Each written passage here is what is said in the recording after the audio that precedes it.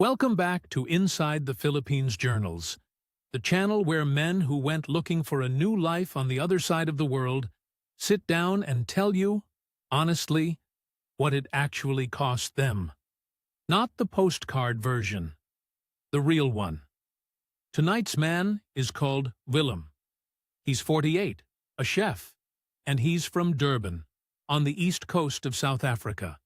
A man who has spent his whole working life feeding other people and going home alone. For most of that life, he had no money to speak of. And then, quite suddenly, he had a little. And that, as he'll tell you, is where the trouble started. He's not here to rage at anyone. That's not his way, and it's not what this is. What you're going to hear is a man doing what he does at the end of every shift, when the kitchen's quiet and the pass is wiped down.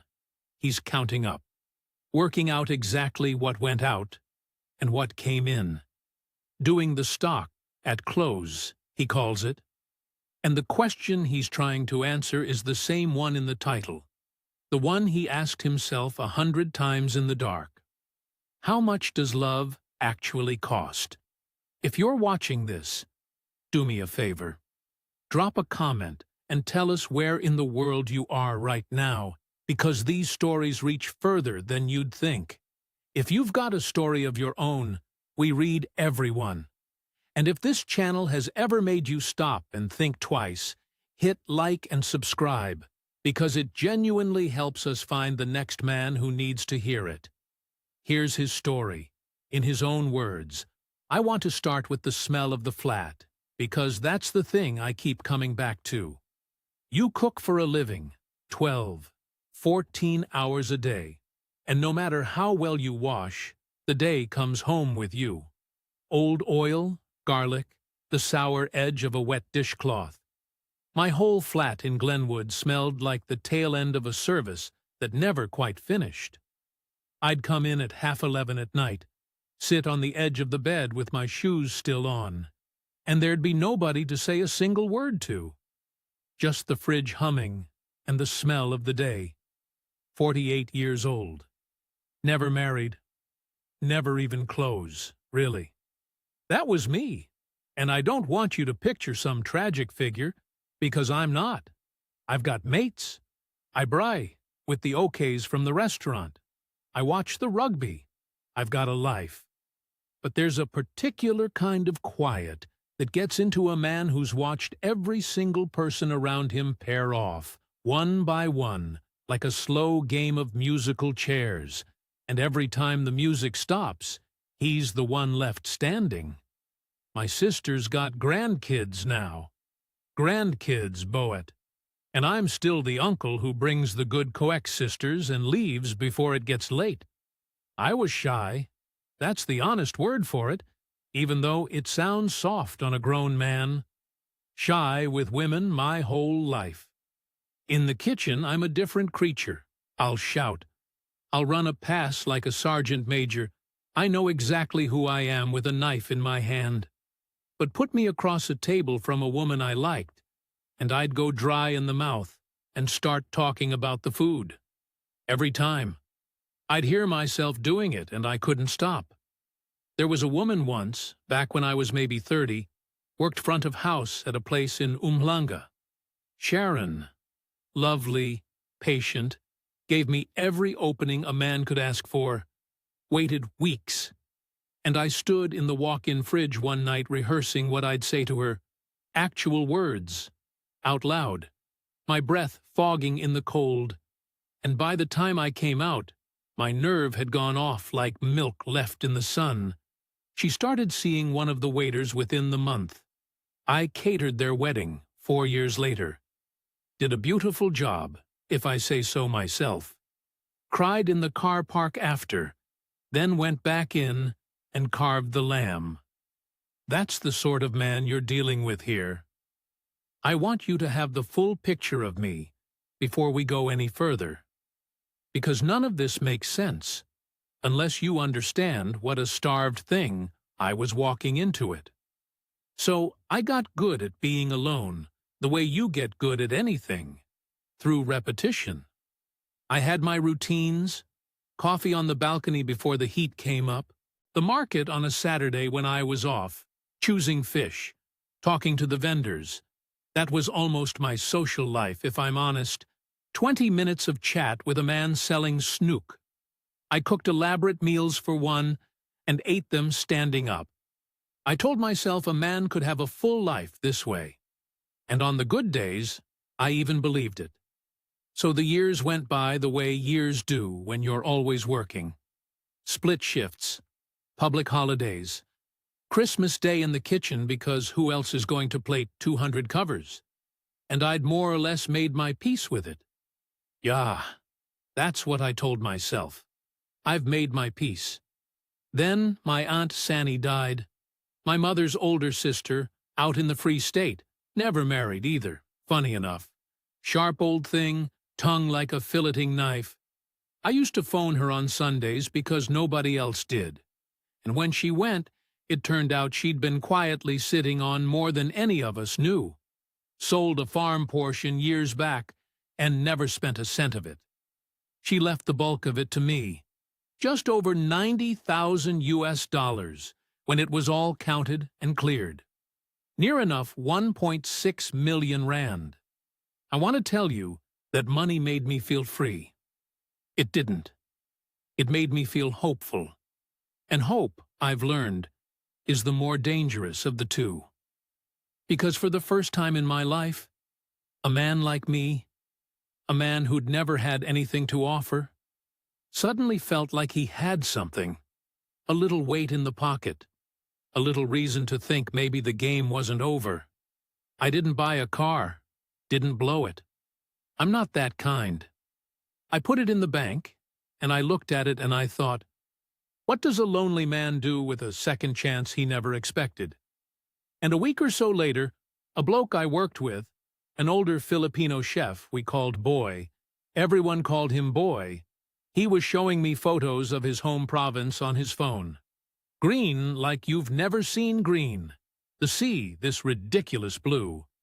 And he's telling me about his wife, how they met, how happy he is, and he says it just like that, half joking, half not. He says, Willem, you should try it. The ladies there, they don't mind an older man. They value a man who works. And he laughs and shows me the app. Christian Filipina. Because I'm a church-going man, more or less, and he knew that. I laughed it off. Course I did. But that night, in the flat, with the fridge humming and the smell of the day, I downloaded it. Summer just to look, I told myself. Just to look. I sat there with my thumb hovering over the thing for about 20 minutes before I made a profile. And what do you even write? Chef, 48, from Durban, likes cooking, obviously, and the ocean, and quiet Sundays. I made it sound better than it was. Everybody does. I didn't lie. I just left out the loneliness, because who leads with that? And then the messages started coming, and I wasn't ready for that. Because in my whole life women had not exactly been queuing up. And here were these warm, easy messages. Women who found me interesting. Women who asked me questions and actually seemed to want the answers. I told myself, be careful, Willem. You're not stupid. You know what these apps can be. I'd read the odd horror story. I knew, in the way you know things without believing they'll ever be about you. But knowing and feeling are two different kettles of fish. And I was about to learn just how different. There was one message, though, from the very first day, that was different from the rest. And I think about how I answered it more than almost anything else in this whole story. Her name was Ria. The first thing was, she didn't ask me for anything. That's what I noticed. The others, some of them, you could feel it coming a mile off. The compliments too thick, too fast, asking about my work like they were pricing me up. Ria just, I don't know, she argued with me, politely. I'd said something in my profile about the best food being simple food, and she messaged and said, respectfully, Sir, you are wrong. And if I ever cooked her Lola's chicken adobo, I would take that back. And I laughed out loud in the flat. Actually laughed. So I wrote back. And she wrote back. And that was the start of the longest conversation of my life.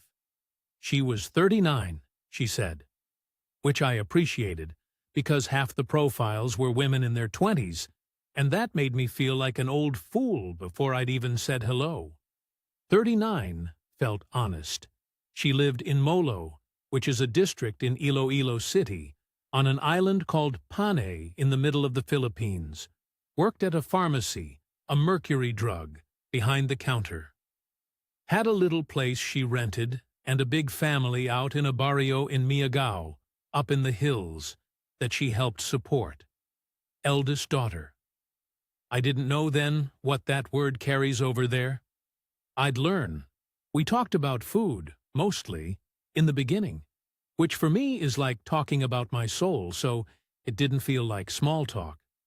She told me about La Paz Bachoy, this noodle soup from Iloilo, pork and liver and these crushed pork cracklings on top, and the way she described it.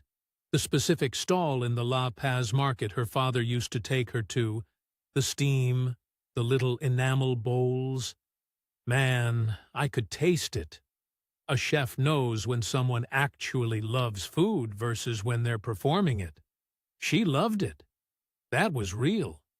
I'd bet the last of my aunt's money that part was real. And in a way, I suppose I did. We'd talk for hours. That's the thing about the time difference. 6 hours. It meant her evening was my afternoon. And on my split shifts, I'd have that dead stretch between lunch service and dinner, 3 or 4 in the afternoon, when the kitchen's prepped and quiet, and there's nothing to do but wait. Other OKs would sleep or smoke. I'd sit on an upturned crate by the back door and type to a woman on the other side of the Indian Ocean, and the hours would just fold up and disappear. She wanted to know everything. What my mother was like. Why I never married. And she asked it so gently. No judgment. Just, why does a good man end up alone? And I told her things I'd never said to a living soul. About Sharon in the walk-in fridge. About the wedding I catered. She said, "You were just waiting for the right one, Willem. God's timing is not our timing." And yeah, I know how that sounds now. Laid out cold like this. But you have to understand, I'd spent my whole life with nobody the least bit curious about the inside of me, and here was somebody who seemed to want to move in and have a look around. We moved off the app onto Messenger within about a week. Then the video calls started. And I'll be straight with you. The first time her face came up on my phone, live, laughing at the signal freezing, I felt something go loose in my chest that had been clenched for about 20 years. She wore no makeup on those early calls, hair up, in a plain shirt, the fan going behind her because it was always hot. She looked like a real person in a real small room, not a fantasy. And that made it worse, or better, I don't know. It made it feel true. Good morning texts every single day. I'd wake up in Durban, and there'd already be a message waiting, because she was 6 hours ahead. A photo of her breakfast. A rooster she was cross with. Some little thing. And I started, without quite deciding to, arranging my whole day around those calls. I'd duck out to the alley behind the kitchen on my break, lean against the bins with the extractor fans roaring, just to see her face for 10 minutes. The other chefs clocked it fast. Willem's got a girl. They ribbed me and I let them, because for the first time in longer than I could remember, I did. Boy, the old Filipino chef, he was pleased for me at first. But I remember he went quiet once when I showed him her photo. Just for a second. And he said, "Careful with the family, huh? The family always comes." I said, "What do you mean?" And he shrugged and went back to his mise en place and said nothing more. I filed it away under nothing. I was too far gone already to hear it properly. Because here's the thing nobody tells you about being lonely for 20 years. When the water finally comes, you don't sip it. You put your whole face in the bucket. We'd been talking maybe 6 weeks when the first little thing happened. Nothing dramatic. She mentioned, almost embarrassed, laughing it off, that her phone load had run out, and she wouldn't be able to call for a couple of days until payday. Load. That's prepaid airtime and data over there. Everything runs on it. And I said, don't be daft. Let me sort it. How do I do it? And she resisted. Genuinely, or what looked like genuinely, she said, no, Willem, I did not talk to you for this. Please. Which, of course, only made me more determined. So I sent her load. It was nothing. A few $100, 100 rand, maybe, of my money. And the way she thanked me, you'd think I'd bought her a house. And something in me, some starved thing, just lit up like a robot going green. To be the one who provides, to be useful to somebody. Do you understand what that does to a man who spent his whole life feeding strangers and going home to a humming fridge? That was the first entry in the ledger. 100 rand. I actually remember thinking, this is the cheapest happiness I have ever bought. I didn't write down what came after. That was my mistake. A chef always keeps his stock sheet. For her, I stopped counting, and I think you can already see where that goes. After that, the small things just became the normal weather of us. Load, obviously. That was constant. Then little gifts, because it turns out you can send money in an instant over there. GCash? It's an app on the phone. Tick, tick. Done. And it feels like nothing. Feels like a text message. She'd mention her niece had a birthday, and I'd send a bit for a cake. She'd have a slow week at the pharmacy, and I'd cover her rent shortfall. No drama, few thousand pesos, a few 100 rand. Over those first months, if I'm honest, and I have made myself be honest, all of that small stuff added up to about 60,000 pesos. Around 19,500 rand. Drip, drip, drip. None of it felt like a decision. That's the thing I need you to understand. Not one single rand of it felt like a decision at the time. And it felt legitimate. It felt right, even. Because I was falling in love. Properly. And this is what you do for someone you love, isn't it? You take care of them. My own parents, my father worked himself into the ground for us and never once made it sound like a burden. So when I helped Ria, I felt like a man. I felt like my father. That's a powerful drug to give a lonely okay. Then came the mother. It was a Tuesday. I remember because Tuesdays were my long day. I got a message, not the usual good morning, just, Willem, are you there? Please? And my stomach dropped before I'd even read the next one. Her mother had collapsed. Dengue, they were saying, the mosquito fever. And it had gone bad, into the dangerous kind where the blood platelets crash. They'd rushed her to a hospital in Iloilo City, and the hospital wanted a deposit before they'd properly admit her. That's how it works over there, I learned. Public health is a queue and a prayer. If you want the private hospital, the good one, you pay up front, cash, or your mother waits. Ria was destroyed on that call. Snot and tears, the real ugly kind. No woman fakes that, I told myself. And honestly, I still half believe it. She wasn't even asking me for money. That's what got me. She was just falling apart, and I happened to be the man on the other end of the phone. So I offered. I insisted. What's the deposit? I said. How much? 90,000 pesos in the end. Once you added the ICU and the tests and the doctors, about 29,000 rand. And I sent it. Of course I sent it. What was I going to do? Let a woman I loved lose her mother over money I had sitting in a bank doing nothing. My Aunt Sanny's money. I remember thinking Sanny would approve. one lonely old soul helping another family stay whole. I actually found comfort in that.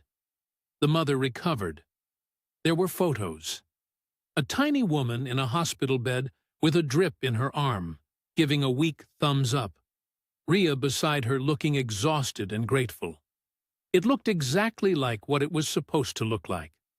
I had no reason on earth to doubt it. Why would I? I asked Boy about it the next day, in the kitchen. Told him what had happened, the mother, the hospital deposit, the whole thing. And he didn't say I'd been a fool. He wouldn't. He's too kind. But he stopped chopping, and he wiped his hands on his apron, slow. And he said, in his province it is the same. When the Kano helps, the family remembers, and then the family needs. Not always bad, he said. Sometimes it is love. But the needing does not stop, Willem. You must decide now where it stops, because they will not decide it for you. And then he picked his knife back up. I thought he was being cynical. Old man, seen too much. I actually felt a bit sorry for him, that he'd got so hard about his own people. Imagine that. Me, feeling sorry for the one man who was trying to save me. Here's where I have to tell you about a thing called Utang na Loob, because it runs under this whole story like a river you can't see. It means, roughly, a debt of gratitude, a deep one. In Filipino culture, if someone helps your family in a crisis, you are bound to them, and they to you, in a way we don't really have a word for. And Ria started talking to me differently after the mother. Like I was family now, like I'd been let inside. Her mother wanted to thank me, put me on the phone, this frail voice calling me anak, which means my child, my son. The whole family knew my name. There were prayers said for me at their church, in Miagao, this little town up in the hills. I was, for the first time in my life, somebody's answered prayer. And I leaned into that word, family, the way you lean into a warm stove on a cold morning. Because that's the wound, isn't it? That's the exact shape of the hole in me. I never made a family of my own. My parents gone, my sister busy with hers, and here across the world was a whole big loud one. Mother and sisters and aunties and squealing kids, and they were opening the door and waving me in. Come, anak, come and eat. Nobody in 48 years had ever made me feel like there was a place at the table with my name on it. So when they made that place, do you think I was going to stand in the doorway and audit the invitation?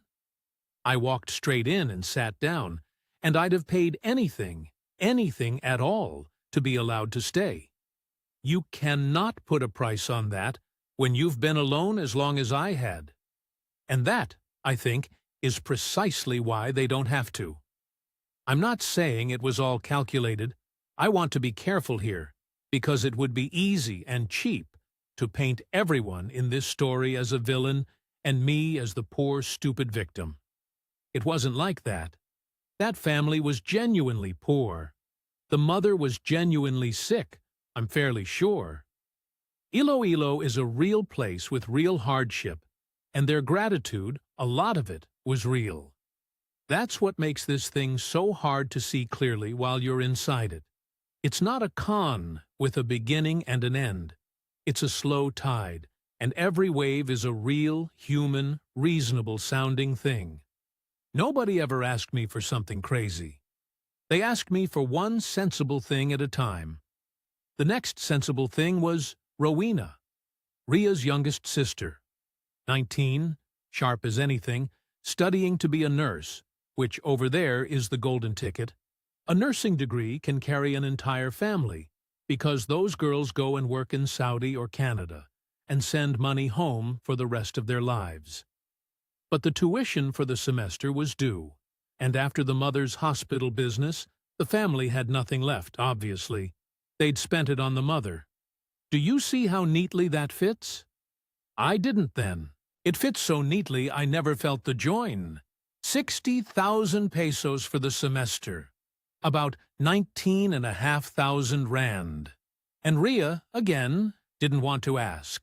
I want that on the record. She never once demanded. She'd get to the edge of the problem and then go quiet and change the subject.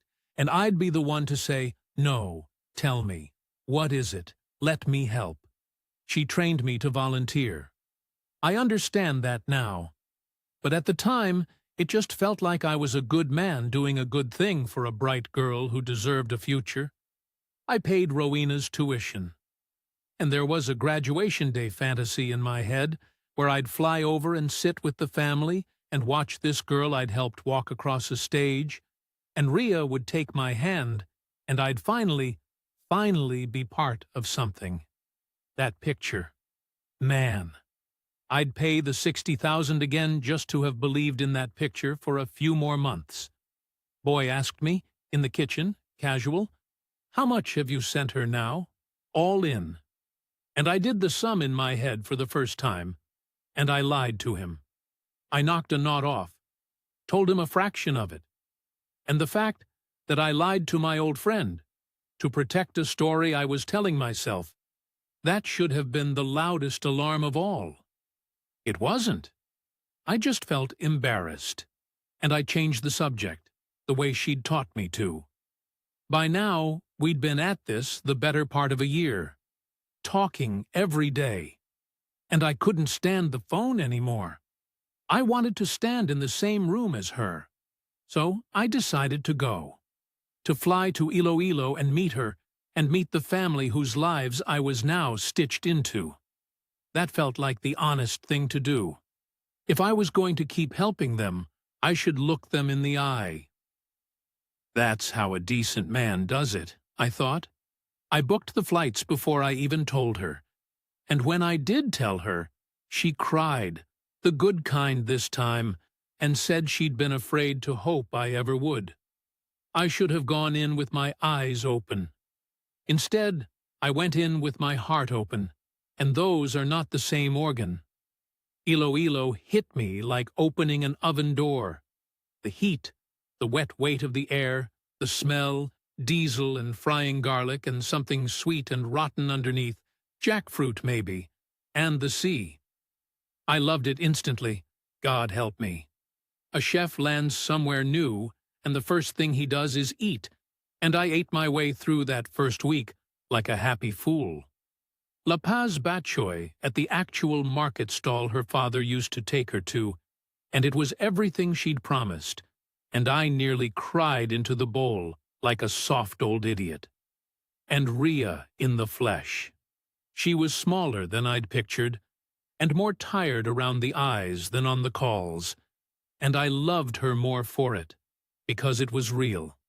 She met me at the airport in a yellow dress with a little cardboard sign with my name spelled wrong.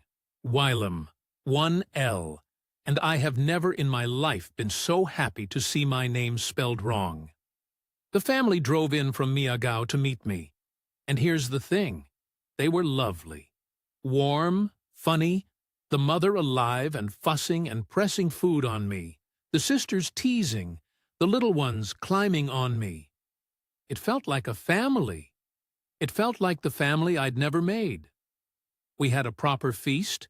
They killed a pig, a whole lechon for me, which I later worked out cost about a week of what I'd been sending, and I understood that too late as a kind of theater. Not a lie, exactly.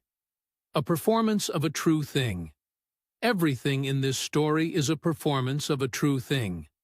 That's why it's so hard to be angry. But there were notes.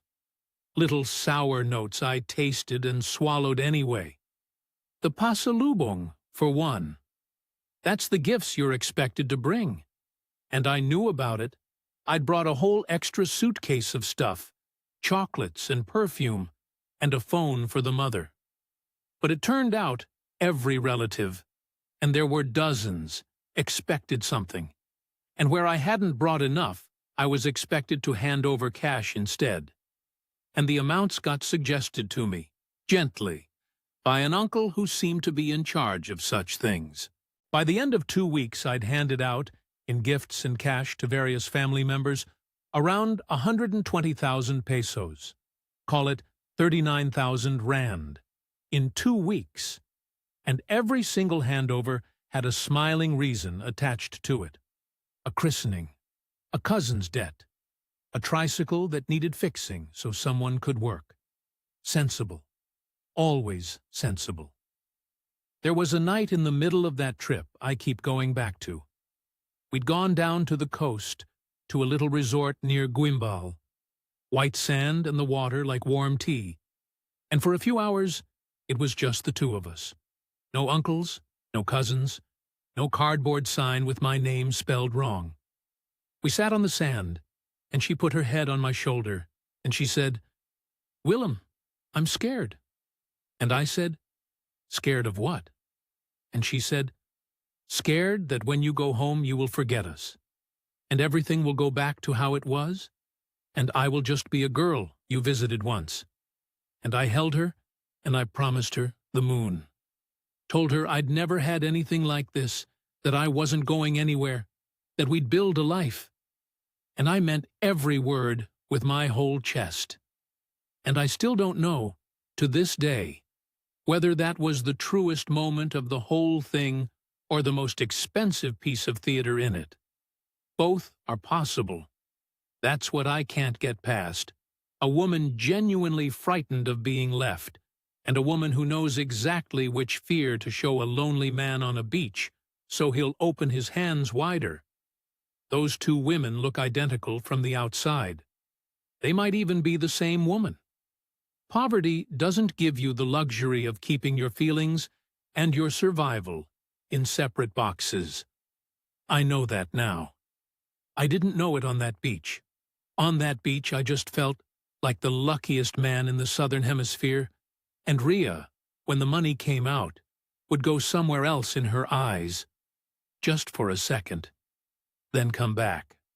I saw it maybe 4 or 5 times over those weeks, and I chose, actively chose, to think it was shame. That she hated that her family did this.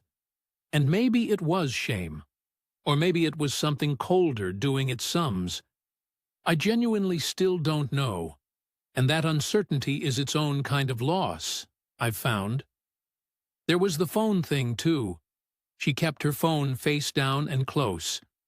Once it lit up and buzzed against the table, and she turned it over fast, and stepped outside to take it, and came back 40 minutes later saying it was the pharmacy. On a Sunday. I didn't say anything. Saving face, they call it there.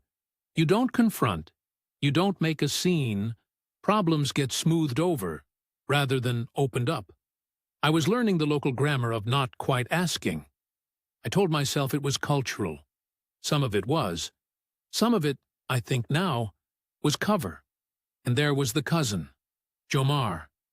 Always around, this good-looking younger okay, drove her places, fixed her things, and when I was there he faded politely into the background, but never quite left. I asked lightly, "Who's Jomar?" And she said, "Cousin." And there was the smallest pause before it, the width of a hair, and I let it go because what was I going to do? Fly 10,000 kilometers and start accusing people? I wasn't raised to make a scene. Egg one told myself, every family's got a Jomar. But the big thing, the thing that came out of that trip that would eventually cost me the most, was the carinderia. A carinderia is a little roadside eatery. Home food, rice, and a few viands in metal trays feeds the neighborhood cheap. And one evening, over San Miguel, the uncle, the one who ran the family's affairs, floated it. Willem is a chef. Willem knows food. Why is Willem cooking for strangers in Durban when he could set up a little kitchen here, with Ria running it? An income for the family, something real, something ours. And Ria's face when he said it lit up like she hadn't let herself dream it. A business, a reason for me to keep coming back, a reason for us to be permanent. And I, The chef who'd spent his whole life in other men's kitchens heard the word ours, and I was gone. Just gone. Because that word was the whole thing I'd been starving for. I said I'd think about it, but we both knew. Standing in that hot little barrio with the frogs going mental and Ria's hand in mine and a plan on the table, I'd already decided. I flew home to Durban and my humming fridge and my flat that smelled of the day. And now the silence had a shape to it. It had a plan, and I couldn't wait to start spending my aunt's money on it. That's the point of no return, if you want to mark it on a map. Not the mother, not the tuition. The moment a lonely man is handed the word ours. Everything after that, I did to myself. The Carinderia ate money the way a cold kitchen eats gas. And I want to walk you through it honestly. Because the numbers are the whole point of this. The numbers are the love, in a way. First, there was the setup. Rent on a little spot near a school in Molo. Good foot traffic, made sense. Then, fitting it out. A proper stove, the metal trays, tables, a fridge, a rice cooker the size of a drum. Then stock, and permits, because everything over there needs a permit, and every permit needs a fee, and, I came to understand, an extra unofficial fee on top to make it move. The first tranche I sent was 150,000 pesos. Then it needed more, always more. The electrical wasn't up to code. The landlord wanted 6 months up front. A supplier needed paying in advance. Another 100,000. Then 100 more for the opening, staff, a fridge that had to be replaced because the first one, the one I'd already paid for, had somehow died. By the time that eatery served its first plate of rice, I had put in 350,000 pesos, about 114,000 rand. And I want you to sit with that number the way I eventually had to. That's more than my father earned in years. That's a chunk of a dead woman's life savings. My Aunt Sanny, who never spent a cent on herself, gone into a roadside kitchen on an island I'd visited once. And the thing is, the receipts never quite worked. I'm a chef. I run food cost for a living. Give me a menu and a supplier list, and I'll tell you your margin to the cent. It's the one thing in this world I actually understand. So when Ria sent me photos of the accounts, I'd look at them, and something was always off. The volume didn't match the takings. She'd sell, she said, 200 plates a day, but the rice and the meat going out the door said maybe 80. The prices of the stock kept climbing in a way that didn't track the market. I'd query it, gently, and there'd always be an answer. A supplier cheated us. A staff member was stealing. We had to let her go. The prices went up because of a typhoon, because of the fuel, because of 100 small, true-sounding things. There was a woman at the airport hotel, back on that visit, an Australian OK, actually, been coming to the Philippines 20-odd years. We shared a beer at the bar one night, and he clocked me straight away for what I was. New, soft, glowing. And he wasn't unkind about it. He said one thing to me that I brushed off at the time, and that came back to me like a bill in the post. Months later, he said, "Mate, the ones that are real, they don't need the business plan. Remember that. The love that's real just wants you there. It's the love that comes with a project attached, a shop, a house, a piece of land that you want to slow right down on. Because the project is the thing that needs your money. The woman, maybe she loves you, maybe she doesn't, but the project definitely loves your money." And he finished his San Miguel and clapped me on the back and said, "Anyway, I hope yours is one of the real ones," and went up to bed. I thought he was a bitter old expat. I thought I was different. Every man thinks he's different. That's the raw material this whole thing is built out of. Any one of them, on its own, made sense. That's the whole trick of it. And I don't even know if it was a trick or just poverty doing what poverty does. Every single item was plausible. It was only the total that lied. Then the typhoon came for real. And I don't say that lightly. Typhoons over there are no joke. People die. The family house in Miagao lost its roof.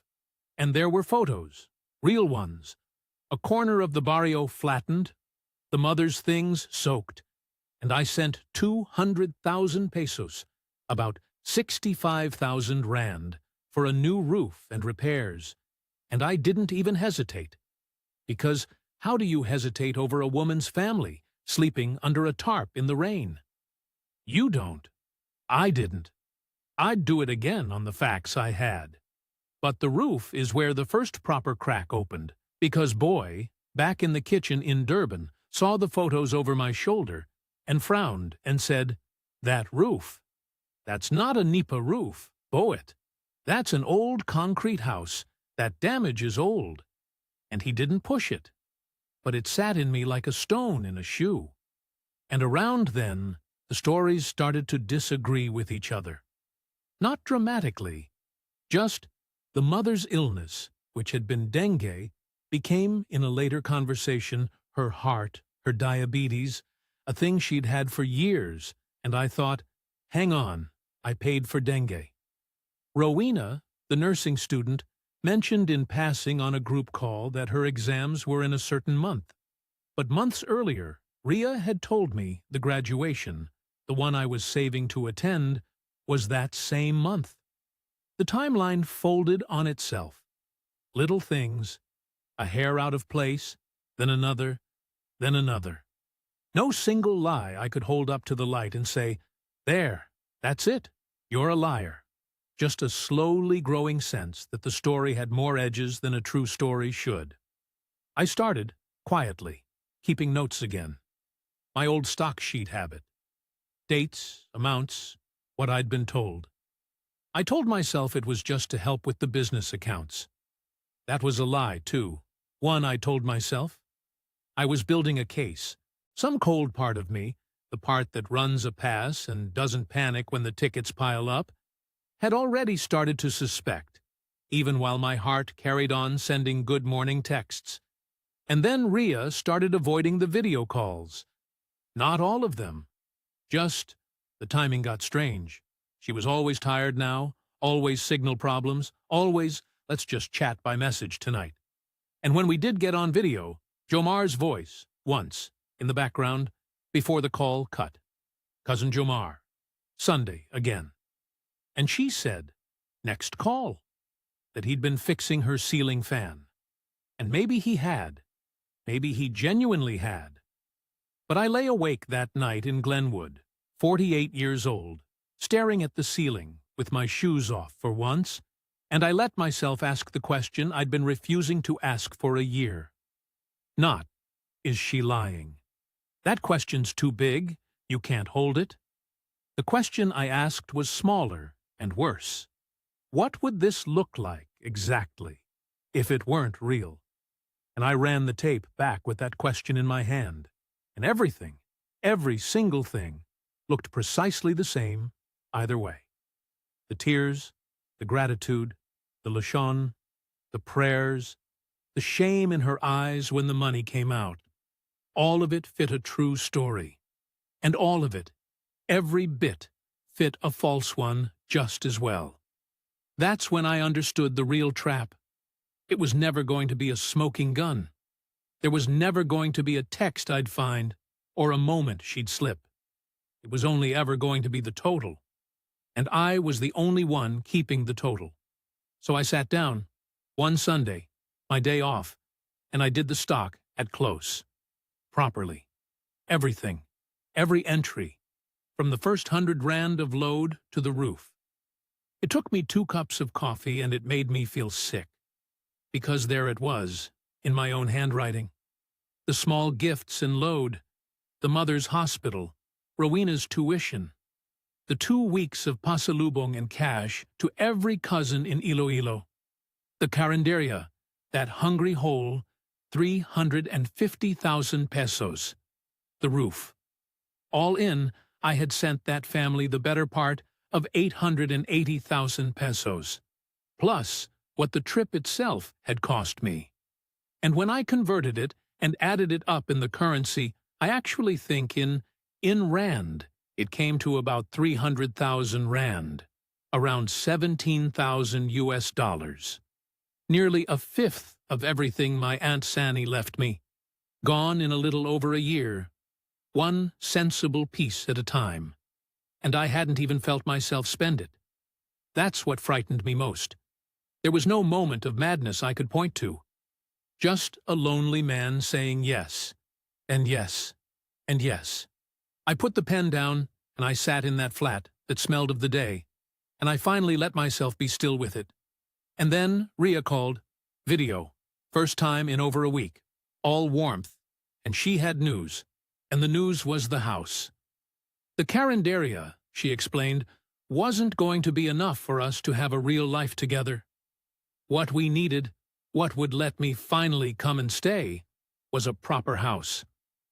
On the family land in Miagao, which, of course, I couldn't own, being a foreigner, so it would be in her name, on her family's land, but it would be ours, that word again, our home for when I came to live. And the mother was old, and the current house was damaged, the typhoon, and wouldn't it be wonderful? And the builder had quoted, and it was a very good price, and it was 2.5 million pesos, over 800,000 rand, something like $45,000, half of everything I had left in the world.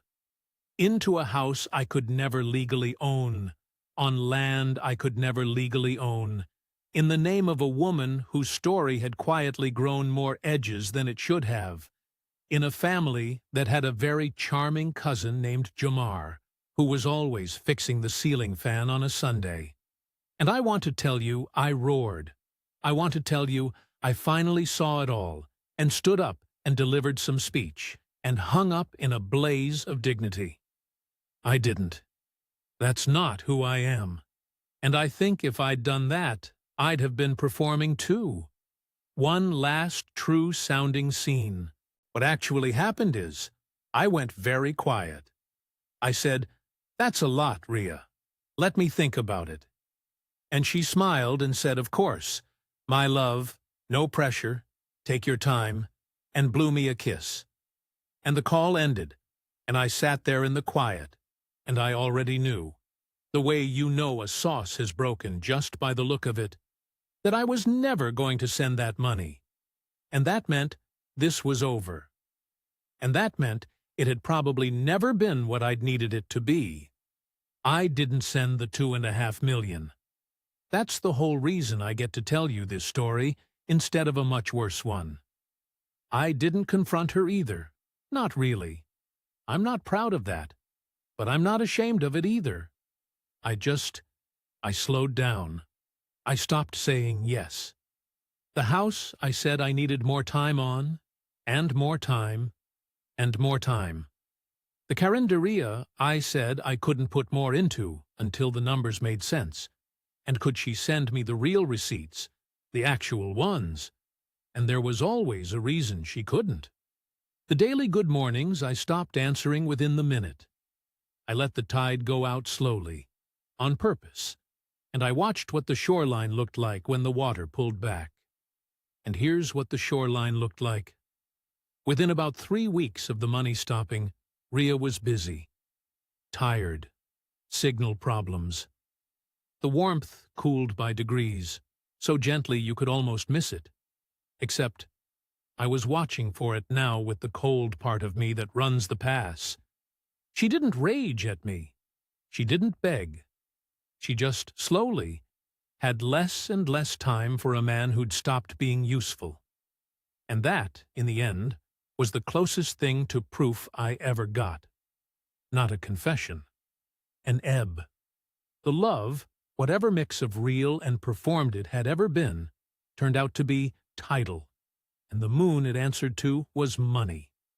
I never had the big showdown. One day, I just messaged her and said, Ria, I don't think I can be what your family needs, and I wish all of you well, truly. And she wrote back something sad and gracious, and I'm sure at least half sincere, and that was that. A year of my life, 300,000 rand, and it ended with 2 polite paragraphs. I sat with my phone in my hand for a long time. Then I got up and I cooked myself dinner. Chicken adobo, funny enough. Hers was better. I'll give her that. Hers was better.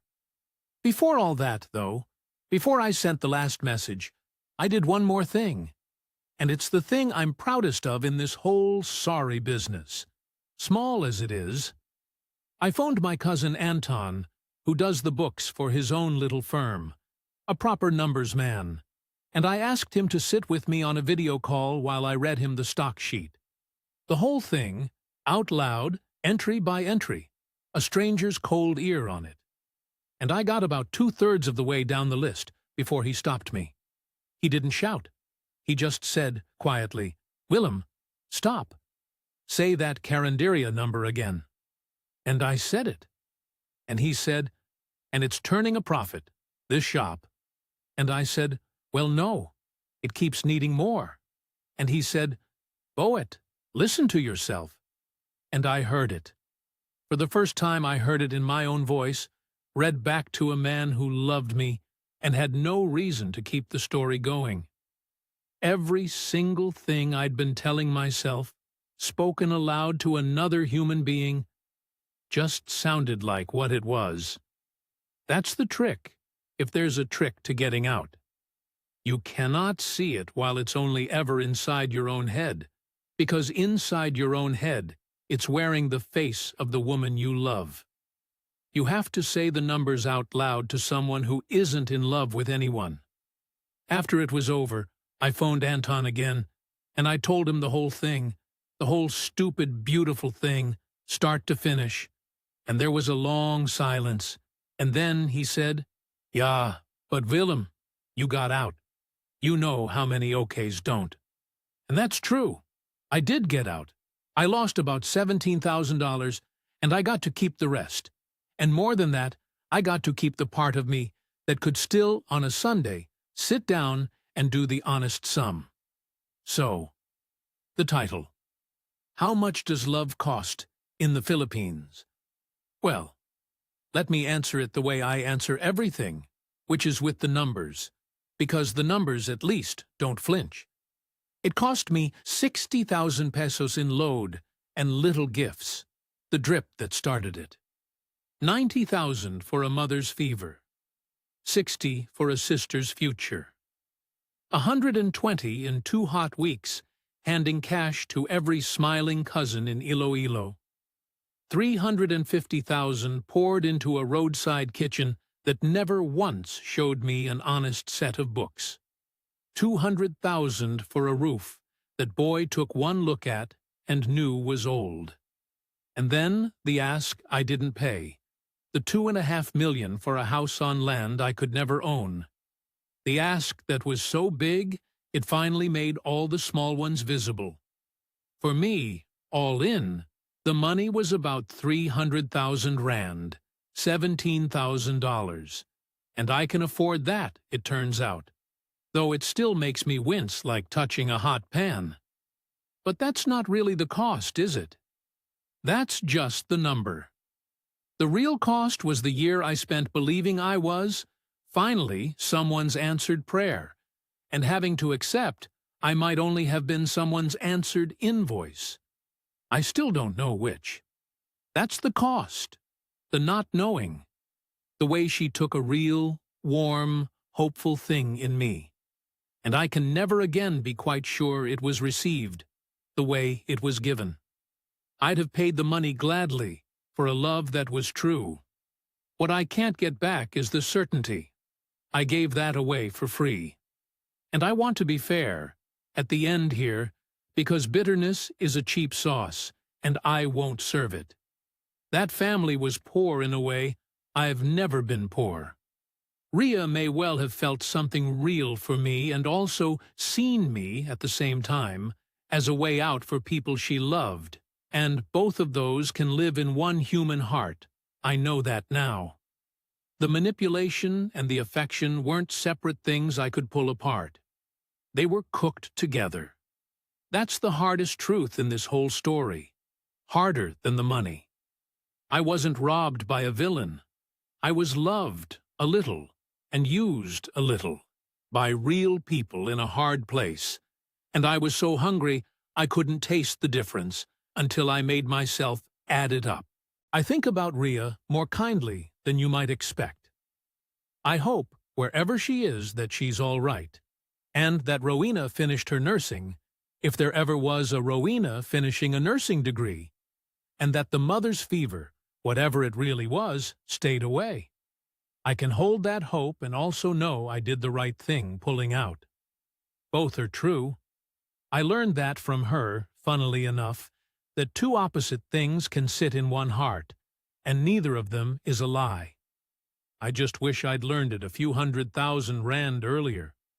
I'm still in Durban, still cooking, still in the flat, though I've opened the windows more.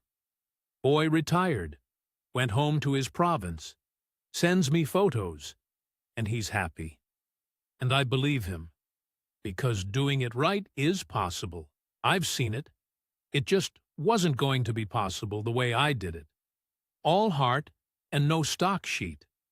I talk to women here now, sometimes. Still shy. Still go dry in the mouth.